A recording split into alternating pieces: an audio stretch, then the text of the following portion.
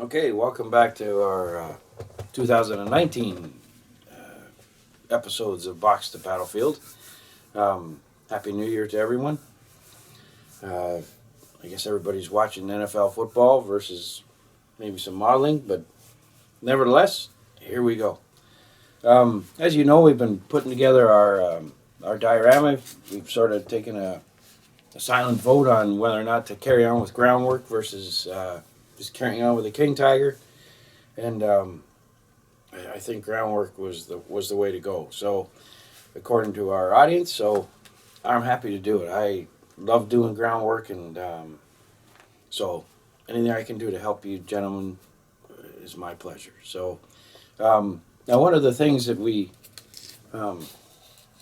once again we have a beautiful King Tiger here built by a very good friend, Peter Loffer. He's said that I could borrow it for shooting some scenes that get some of the points across.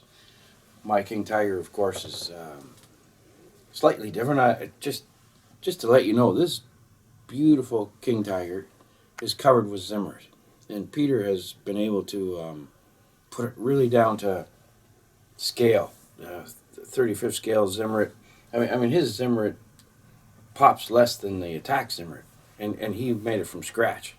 So did an awesome job on the Zimmerit and what have you. And he built this tank long before all the new sort of wave of oils and MIG production products and all that sort of stuff. He built it in the early 2000s, and very, very, very tight on his airbrush, and no overspray.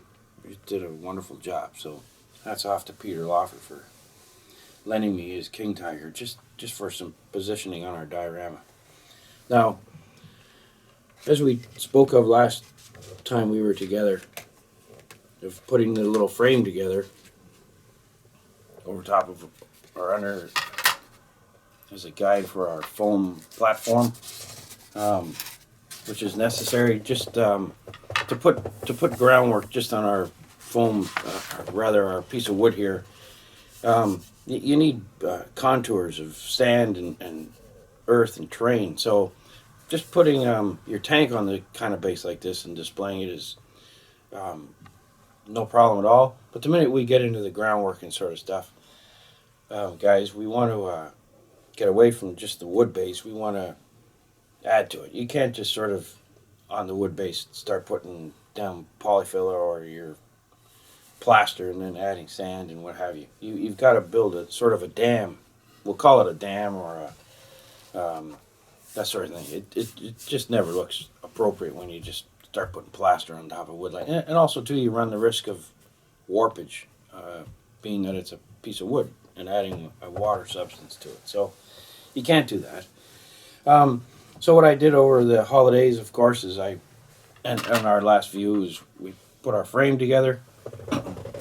We have our foam inside our frame, and then we're going to build all the sidewalls. And I'm going to remove these tanks for a minute and just show you a portion of the siding that goes around the foam, somewhat like so,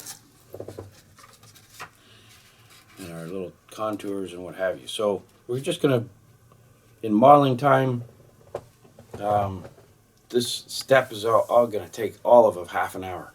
So it's something that you have to do. It's not going to take any time out of it. You can do it between commercials of your favorite game if you want. So, but it is a must do. You can't just have your foam and paint it black and fake the corners in as if they look like groundwork and all that sort of stuff. You can't. You have to get away from that sort of stuff.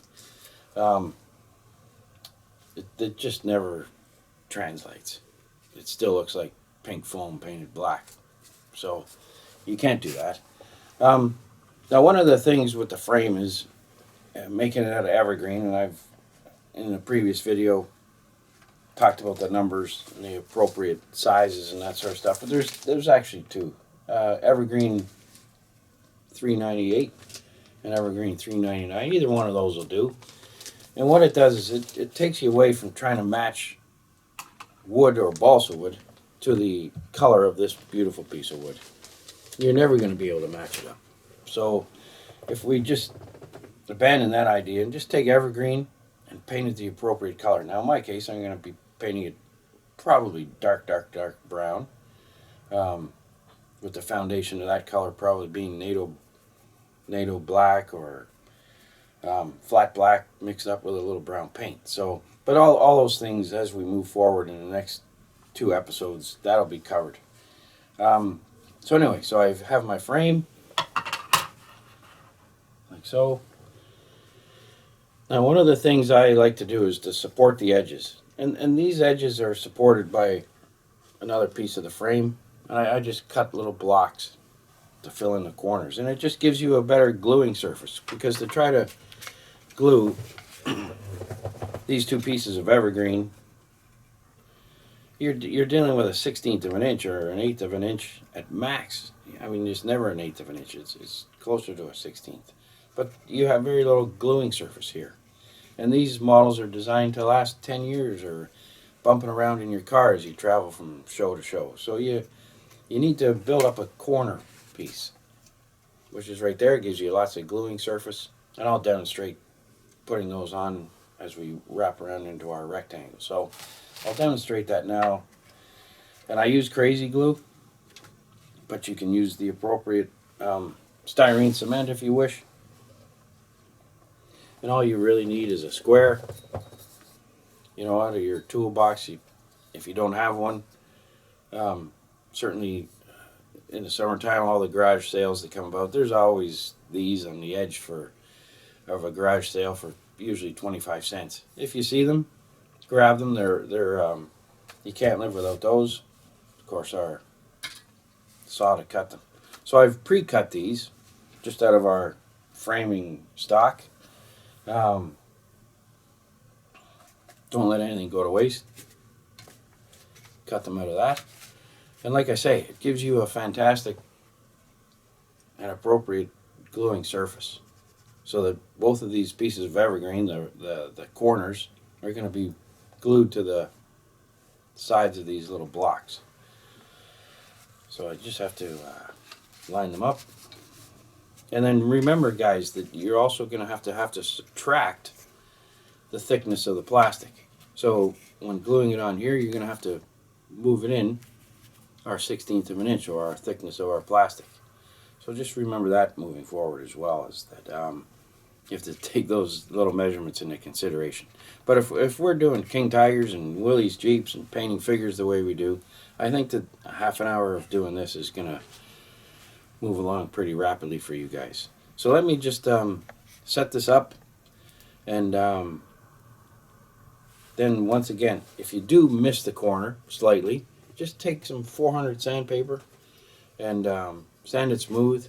This corner is just ready for paint, So that's the other beauty about working with this plastic. If you're 89.5 degrees versus 90 degrees, our little sandpaper is going to tighten it all up for you. So this corner is ready to roll, and let me just get the side pieces on. Again, great gluing surface here. I'm going to have it match right in there, like so. And again, I use crazy glue, Bob Smith, gap filling. And I just use the top of container, one of our containers that we're always using for, and I try not to go from the bottle right onto the model. Quite often you have too much glue on your toothpick, and then you end up making a mess.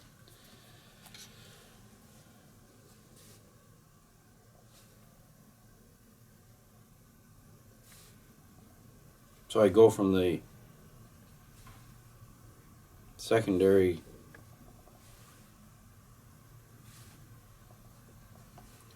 and then with a toothpick spread it around.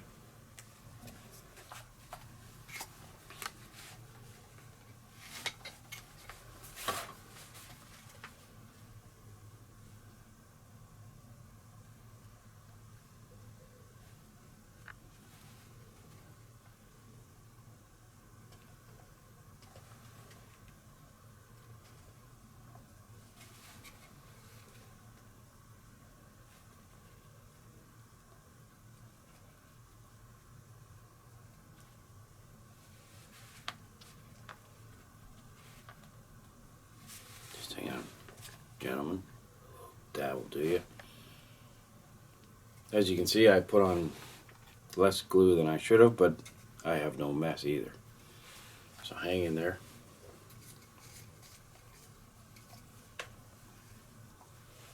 So I'm there preaching that I don't want to go from the tube directly onto the model, and of course I have not enough cement on there. But I also don't have a mess lying in front of me either to clean up.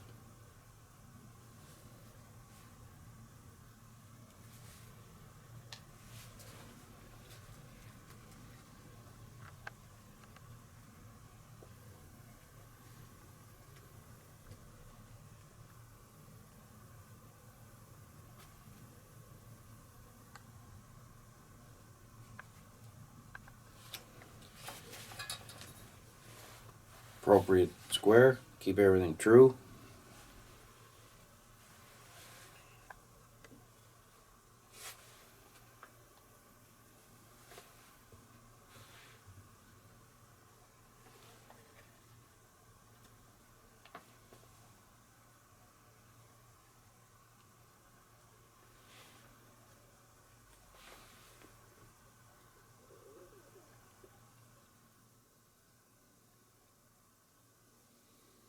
And we're almost good to go. There's one corner down.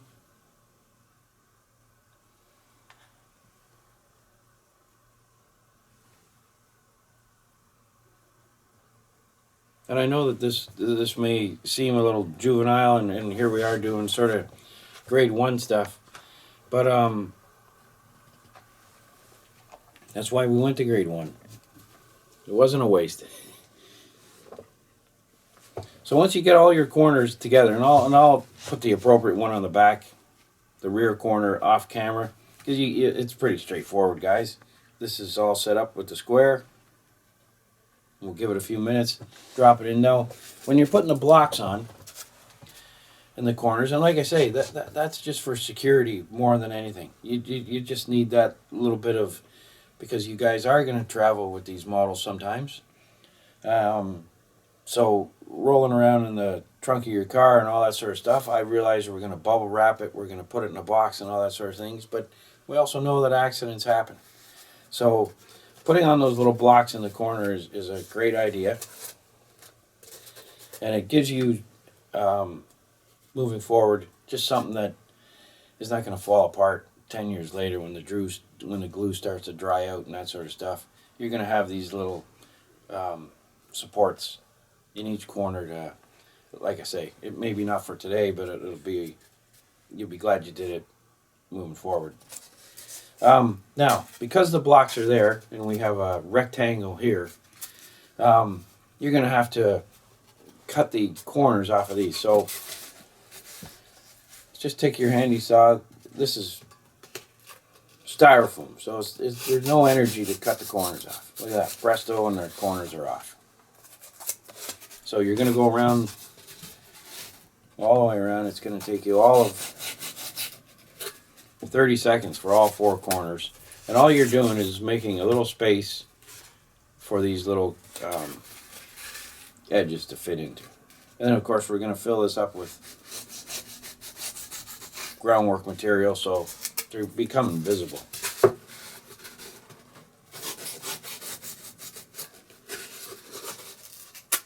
And then presto.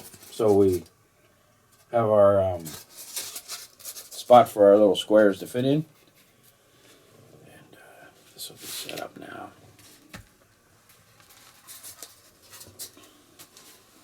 So let's pretend the back piece is on.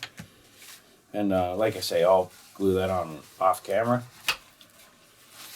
Now I've put in a little bit of a stream. Again, now I say stream. Right now it's just nothing more than a trench in our styrofoam.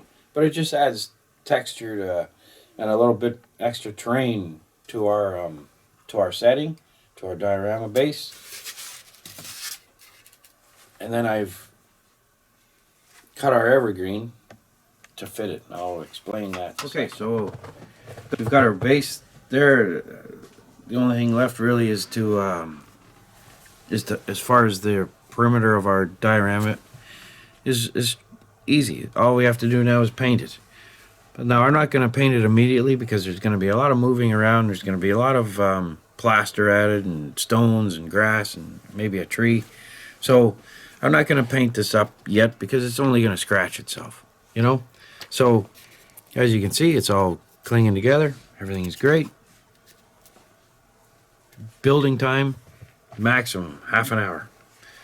Now, with the spare little bits of plastic, first of all, I'll talk about this little, the contours and what have you, the little trench for our little stream. If we get our Jeep up here, and as you can see, I've built a little ridge for our King Tiger. And again, in our case, it's going to show and take advantage of this huge tank over top of the Willys Jeep. And by adding a 1/4 inch of groundwork, in other words, the Tiger is sitting up high about an extra 1/4 inch. In scale, think about how high that is. So the Jeep is down lower on the thing, tank up high. Obviously, it's going to show its massive structure, which is also part of our telling of our story. Now, why am I putting a little stream in? I have no idea, guys, other than just adding another layer and another texture and something that I like to do. So one of the things that I'm going to add are these little puddles in our little edge of our little contour there. So this is just a sample of what I'm going to do. There's the tank tracks, and there's a teeny little rain puddle, and I'm going to demonstrate how to do that, pouring the water. Once again, these things happen fast. These things aren't earth-shattering to build, and all I've done is these are strips off of the side of our diorama, and they're just strips of plastic, and I'm just gonna drop them in at the right spots, and they have to lie flat, in other words horizontal, otherwise when you pour the water in, it's gonna flow one way or the other. So these have got to lie flat in our little diorama. No material underneath them. Make sure that they're, because then when you go to pour the water in, you don't want it to flow one way or the other. You just want it to sit level and on top. So make sure that you lay these in flat. So those will represent our puddles moving forward. Because one of the things I want to show is murky water. If you want to fill this up with little stream side stones and pieces of branches and all that sort of stuff, you can avoid putting in these little platforms. But what these do represent moving forward are the little spots similar to our sample here. So underneath this dirt and grass and rubble is a piece of styrene, painted the appropriate color, and then pouring in the water. Now, one of the things about pouring water is it has to be the last thing you're going to do in your diorama for this reason. And it's the same with model railroaders. They all know this thing too. But the water takes a little bit to dry. And if you have things going on elsewhere in your diorama as far as construction and what have you, the dust and what have you, the powders, the little sand pebbles and all that, I guarantee you are going to land right in the center of these little puddles. They won't land anywhere else. It's just like a magnet. So if you have a wet material drying, because water, the hobby water, we'll call it that, the things used in the model railroading and what have you, always has a time frame to dry. It's not like acrylic paint. Now I have a little trick to get around that, and I'm going to explain that to you guys moving forward when we get to these puddles, but nevertheless, it has to be the last thing you do as far as construction, simply because everything will gravitate towards it, land in the middle of it, and of course look like hell. So as you can see, these puddles, I painted this, I laid down the grass, I put all the tank tracks in and the sand, painted it 100%, highlighted it, then I poured the water.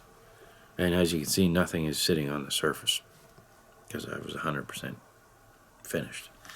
So, all right, so we have our massive king tiger. And one of the things I've learned by looking at Peter's is that all these fenders and all the track are really quite wide, and they almost hang over the edges.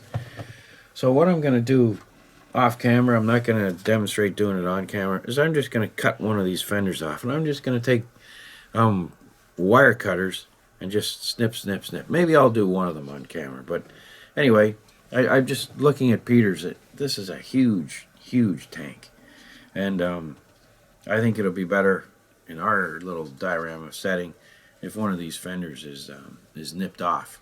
So I'm gonna do that probably in the next week or so.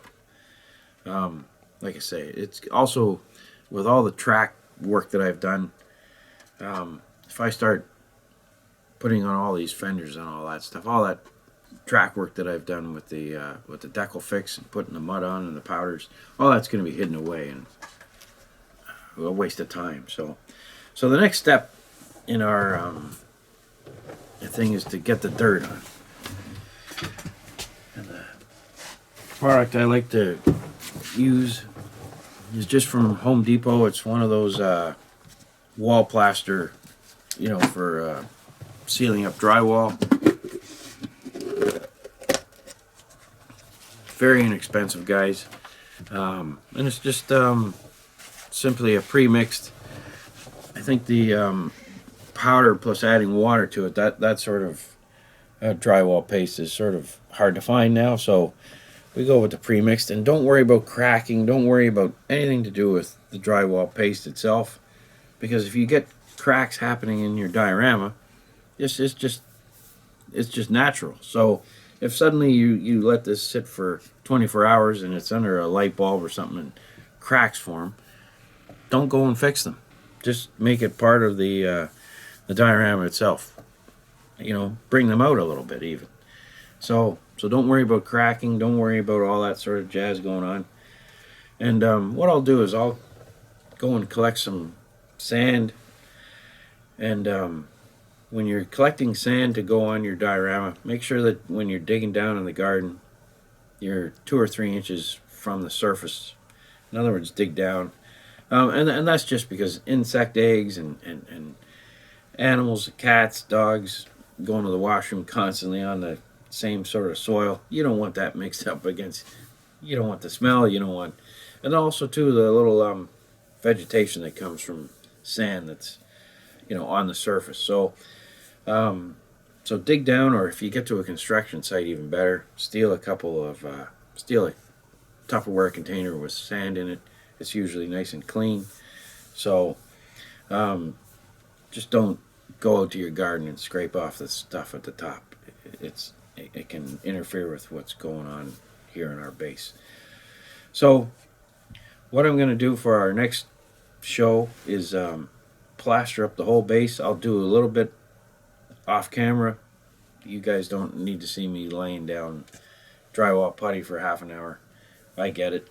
I will probably do 2/3 of this off camera, and then come back and we'll do the final third of the putting on the mud and the sand and that sort of stuff, laying our little stream. And then one of the other things too is I'll show on camera is some of the tracks from, or not the tracks itself, but the trail of this tank. What's left behind with a 40-ton tank moving across. So I'll show some track, impressions into the sand as well. Show how to do that. So our next episode coming out in a week or so will be full of all those tips. And for today, let's just stick to making our frame around the diorama. So thanks for watching. Thanks Peter Loffer for lending me his beautiful king tiger, and we'll take things and be back to see you guys shortly. And Happy New Year to all.